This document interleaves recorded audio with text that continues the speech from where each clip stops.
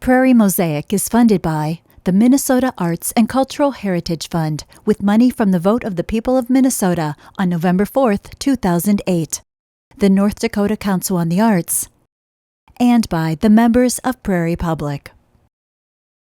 Welcome to Prairie Mosaic, a patchwork of stories about the arts, culture, and history in our region.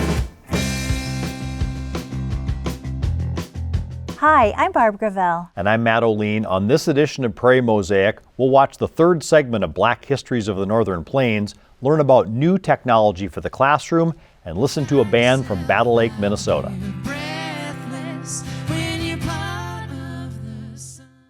Bruce Engebretson of Osage, Minnesota is a hand weaver who spent over 30 years learning his craft. Bruce was willing to show us the skills he's learned on spinning wheels and looms that are over 100 years old.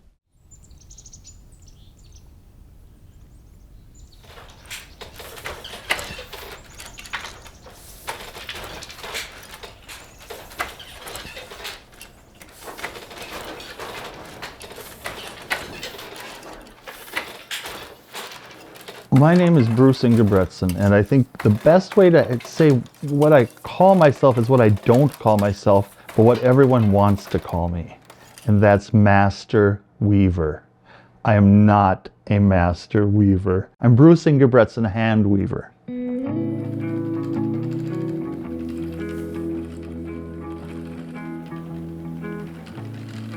The fiber guilds in America have done some marvelous stuff, but that's not the tradition I came from. I come out of the ethnic tradition of Northern Europe, Sweden, Norway, Finland, working people and women who were artistic, but they never considered themselves to be fiber artists. Those are the people who influenced me most.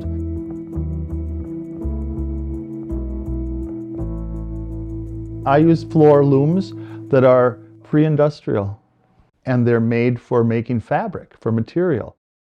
Saving old looms is not easy. A lot of people want something new. They want something smaller. It's an undertaking to try and find use for these, and I love looking at them. There's a lot to learn, even from little things, bits and pieces of old looms. I encourage people, if you're out there, realize these looms are really well-made machines. I have a loom here that we know a lot about. That loom was built by Bendik Braseth for Otia Strand in Ulen, Minnesota in the 1890s. We have a lot of stuff that she wove on that loom. This piece is taken from the pattern that was woven on this loom by Tia Strand. She wove all that carpeting. So that's what I like to do, is to copy old stuff.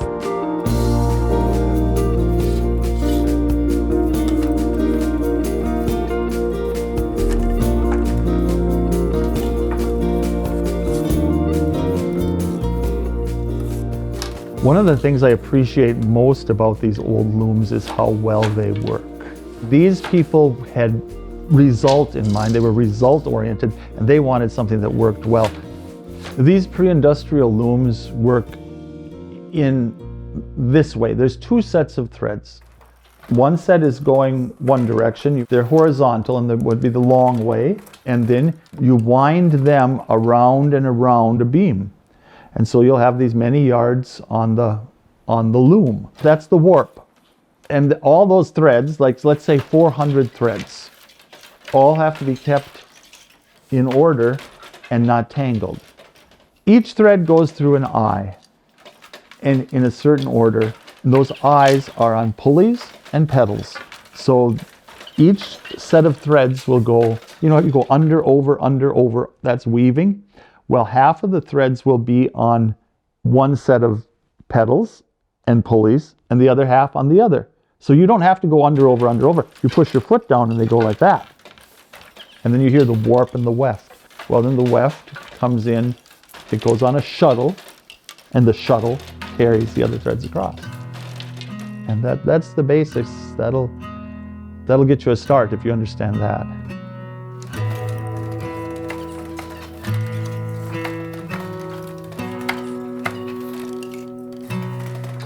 I dislike the word just when it's used in a way that would be dismissive. Like, I just do this. Really, nobody just does anything. Think about cooking or baking or shopping. I just do this. Not really. And the same with this work. You have to have good materials, it has to be washed well, it has to be prepared well, and then it has to be spun well, and it has to be woven well. Every step of the way is really important in this and everything. The craftsman versus the artist is interesting to me. There's different categories I work in. The one category is tapestry, and in that I use, it's an idea, a feeling, expressing something artistically. Then I have the craftsman side of me, which I like to make things that are functional.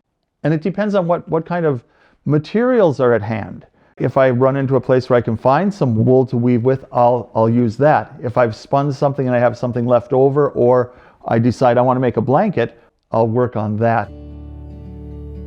Working with fiber and with wool has been a great thing for me. The history and the beauty of it has been really, really a blessing to me, something I can share with people. People learn, they enjoy, they can say they've done something, they can see how things were at a different time. I think one of the things I cherish the very most is the teachers I've had, the transmission. That to me is something I wouldn't be without. There's the ethnic tradition, which I have, and I'm so happy for that. And there's the family tradition, which I think people need to cherish. And I think that people don't realize quite how important that is. I don't care if it's making jelly, or hunting, or weaving. Cherish that. Really, think about the family tradition. Transmission to me is really something to cherish. The new Becker County Museum in Detroit Lakes, Minnesota is a long-time dream come true for the community. Among the new features is an area dedicated to science and STEM programming for visitors of all ages.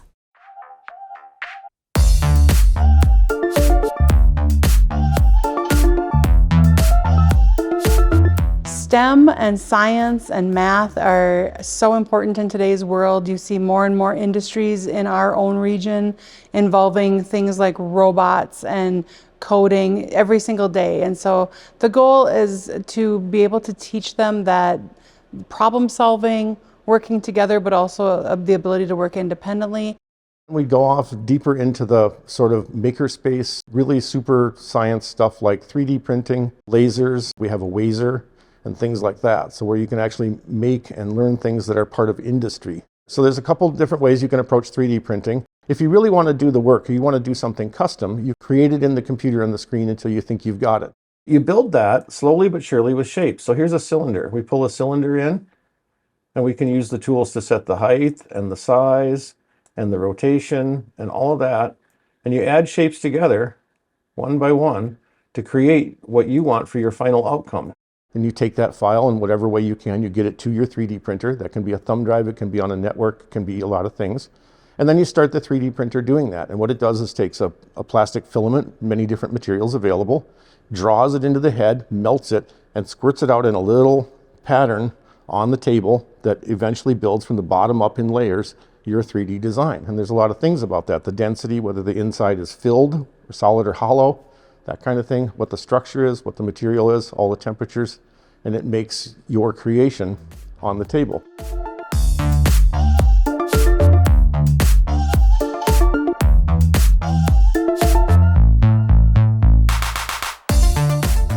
Laser engraver cutters do two different things. They use a laser, in this case it's a CO2 laser. So CO2 lasers are applicable to things that you can set on fire. That's basically your standard of guessing is, can I laser this? Well, will it set on fire if I put it in the campfire? Yes, okay. So with that, you have kind of the same thing. You have a computer program where you generate your graphic, and you have to decide between two things, engrave or cut. Again, you get your graphic to your laser, however that is, put the material in the bed, you set the focus because of how far you are from the laser is critically important. And so then you start your burn, and hopefully you learn a few tricks along the way. So we've got our work material lined up on the bed of the big laser again, ready to do this. And so the first thing we do is we go into the screen and we go to the function and we choose autofocus down here and hit enter. And autofocus is going to raise the bed or the Z axis until it touches the sensor. And then it's going to back down away from it the exact correct distance. And you can verify that with the focus light there. The little red dot is right under the laser head, so we can tell that it's the right distance away. It uses a little parallax to do that. The laser head is straight up and down. The focus light comes from over here at an angle. And so when it's the correct distance, they cross. So then we'll close the lid because you can't run this one with the lid open because it will sever limbs. So our piece is done, so we're going to open it up and we're going to see if I still have a job or not. So there's the boss's folder with a nice lightly engraved Reimagine logo. So with laser, we actually have two different lasers here. We have the large format, more industrial laser that's a little harder on the front end. In the software, you have to kind of have a real good knowledge of what you're doing and know a lot of the factors about it. We also have a smaller laser that's branded as the Glowforge, and that's getting popular in the makerspace world. And that one is super easy to use. Of course, the capabilities are lower and smaller. It's less power. It's a smaller bed size, all of those things. But the interface for it is super simple. It's a web page, basically. You go there, you drag an image into it, or you drag an outline into it. You can get a lot of that stuff off of Etsy and other places like that. And poof, in just minutes, you can unbox this thing and be lasering on a small scale, nice, neat little things. The Wazer's interesting, and that again is one of those things where Becky came in and said, hey, I've got an idea. And I'm like, what is a Wazer? And then I saw it and we did an online demo with it and I'm like, we have to have a Wazer. It's really cool. So Wazer is a brand name or a branded name for water jet cutting. The water jet cutting, again, is important because it's used in industry for a lot of things. Industries have been cutting on large, expensive water jet cutters for maybe a decade or two. The Wazer brings that to a scale that a lot of us can have, or at least someplace like the museum can have it around, so you can come in and touch it. And it literally says in the intro to it, cuts anything, which I find, I'm like, ooh, cuts anything. But it uses high pressure water, much like a pressure washer, and then it adds in a little bit of real fine sand that has sharp edges, an abrasive material. It mixes those two together and shoots it at your material at an extreme rate of speed, and then that will trace out and cut out a pattern in whatever you put in there. So you can make an image or a shape, a pattern on your computer, send it to this thing, and it'll cut it out with great precision. And I'm going to pick the logo Reimagine. And there's a few steps. Prepare the machine to cut it. Yep, that's sure what I want to do. Lift the nozzle clear of any obstructions. So you manually lift the nozzle up so that there's room under it. Okay, I've done that. And what it's going to do is it's going to home itself now. So it's going to find the starting corner and calibrate itself and make sure that it's good to go. And then I'm going to choose cut material. And it's going to tell me to close the lid. And then we press this to start it. Now this one is noisy and messy. Here we go.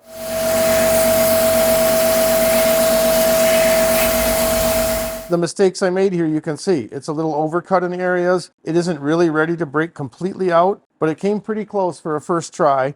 But that's part of STEM STEAM, and the fun of learning is you work through those things one iteration at a time until you get it.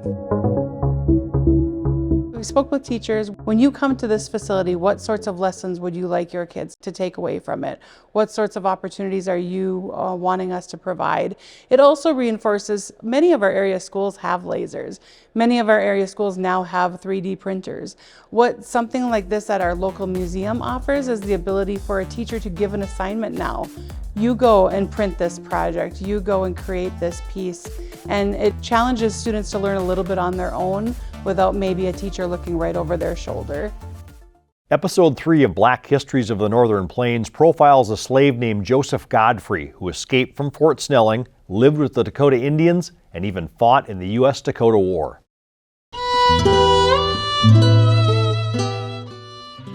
In August of 1862, Sheriff Charles Roos of Brown County, Minnesota, wrote a hurried dispatch to Governor Alexander Ramsey detailing the gruesome murder of several German immigrants at the hands of a group of Dakota warriors. The last sentence of his letter identified an unexpected suspect among the culprits, Wabashaw's band, a Negro leading them. The events that followed, which we now recognize as the U.S.-Dakota War, were perhaps the most consequential days in Minnesota's history. A unique set of circumstances placed a young black man at their center.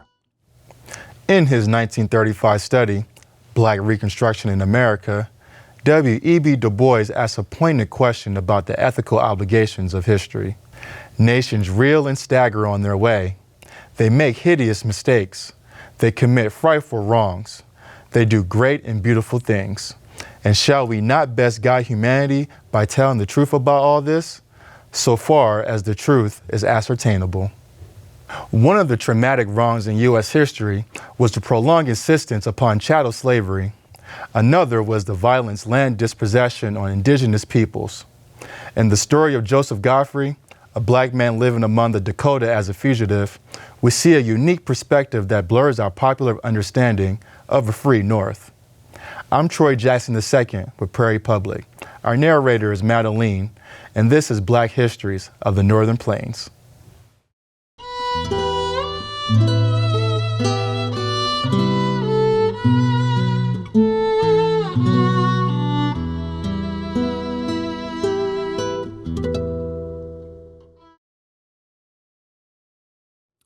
Though the Northwest Ordinance of 1787 and the Missouri Compromise of 1820 both effectively outlawed slavery in the United States territorial lands of the Great Lakes and Northern Plains, enslaved African Americans were a regular feature of life in the Northwest. Several thousand slaves had lived in French and British Canada before the European empires abolished slavery there in 1793 and 1834. Many of them were indigenous Pawnee, but this group included enslaved Africans as well.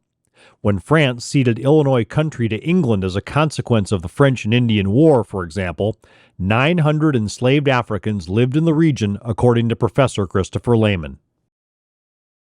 Some of these enslaved men and women worked as the personal servants of fur traders and explorers, but many were enslaved by the very people tasked with enforcing law and order in the Northwest frontier, officers in the U.S. Army, who had moved steadily westward from the original 13 colonies since the United States declared independence. In the Northern Plains, the epicenter of slavery was at Fort Snelling, a military outpost built at the confluence of the Mississippi and Minnesota rivers in the 1820s, and the small Métis communities that formed nearby at Camp Coldwater and Mendota. The unique driver of slavery around Fort Snelling was an extra-legal Army program that reimbursed officers for the expense of their personal servants. In this way, the U.S. Army incentivized and even subsidized the cheapest personal servants available to officers on the free frontier, enslaved African children. In 1831, a slave named Courtney was sold to Alexis Bailey, an American fur company trader, for $450.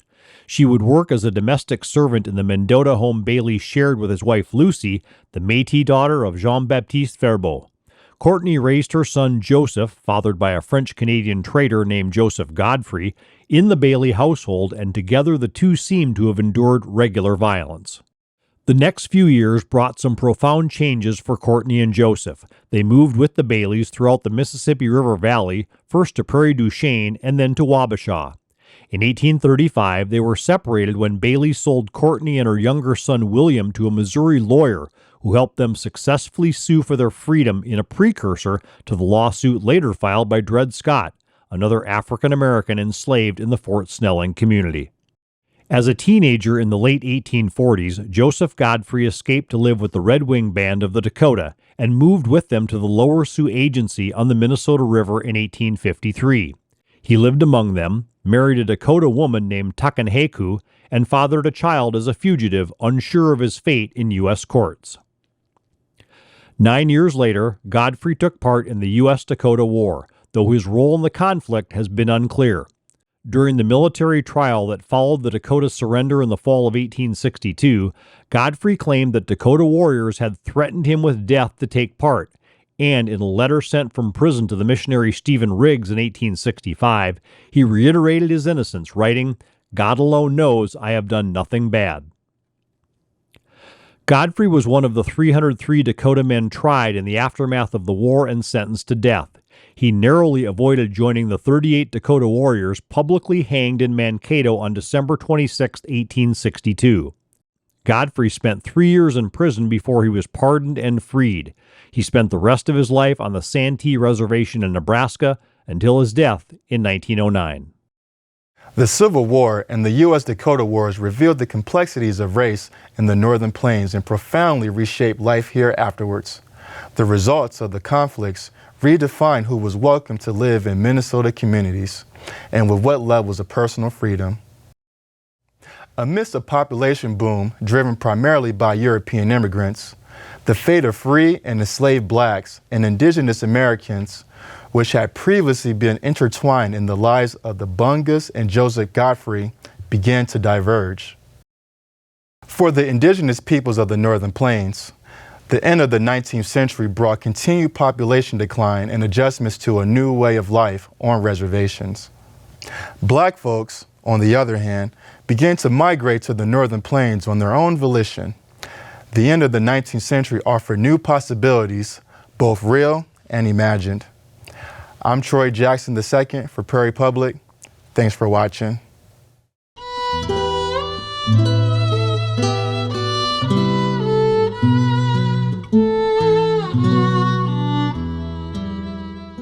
Blue Red Roses from Battle Lake, Minnesota have created an organic groove in their music, and their chemistry on stage is genuine and inviting.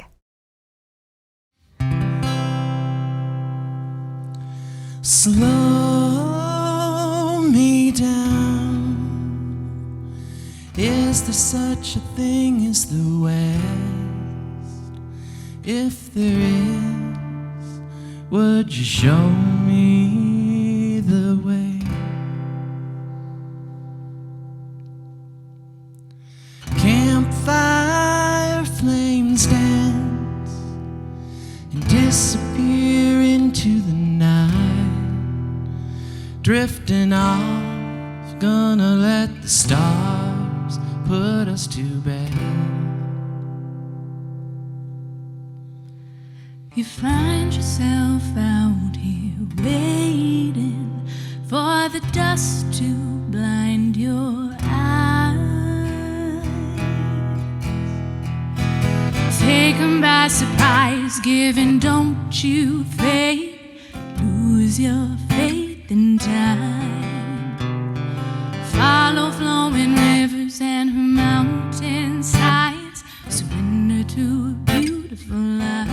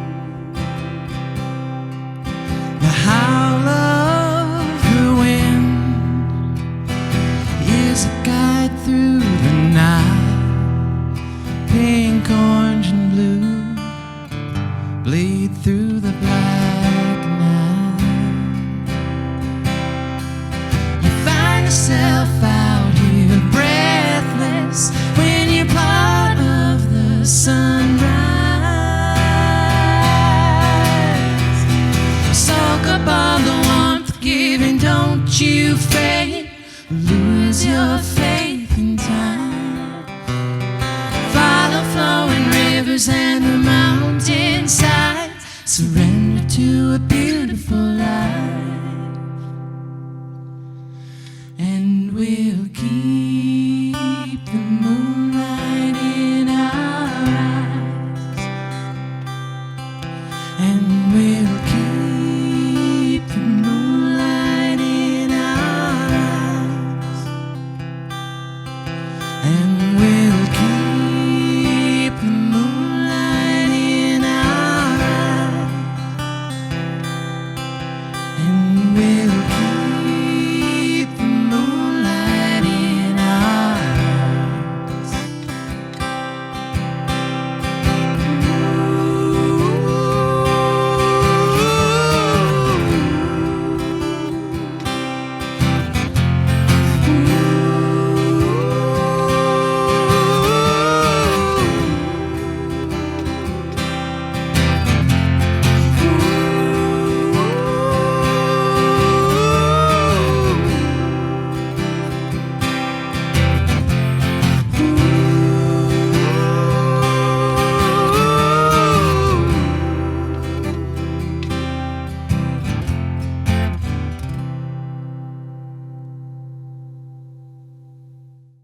If you know of an artist, topic, or organization in our region that you think might make for an interesting segment, contact us at prairiemosaic@prairiepublic.org. You can watch this and other episodes of Prairie Mosaic on Prairie Public's YouTube channel. And please follow Prairie Public on social media as well. I'm Barb Gravel. And I'm Matt O'Lean. Thanks for watching another edition of Prairie Mosaic.